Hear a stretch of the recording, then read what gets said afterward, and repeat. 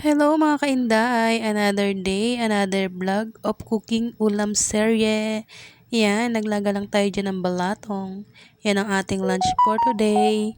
Ginisang balatong tayo mga kainday. Ayan, prito lang tayo dyan ng ating sahog na pork.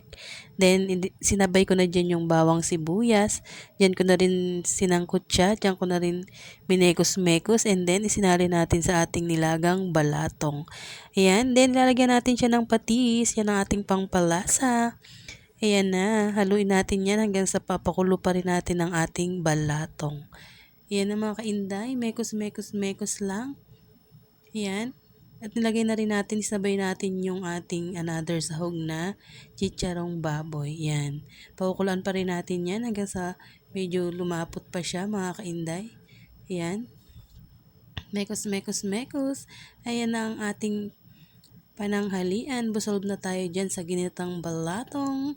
Ayan na ang kainday nyo. Siyempre, nagmimekos-mekos, naglilinis-linis ang kanyang mga ginamit. Ayan na guys, ang ating ginisang balatong. It's so yummy. Yan ang ating lunch for today. Thank you for watching. Maraming salamat sa suporta. At huwag po kayong magsabang sumuporta sa akin. God bless po sa inyong lahat. Yan na po ang ating lunch. Finish na ang ating ginisang balatong. It's so yummy. Yan na guys, ang ating ulam. Bye-bye.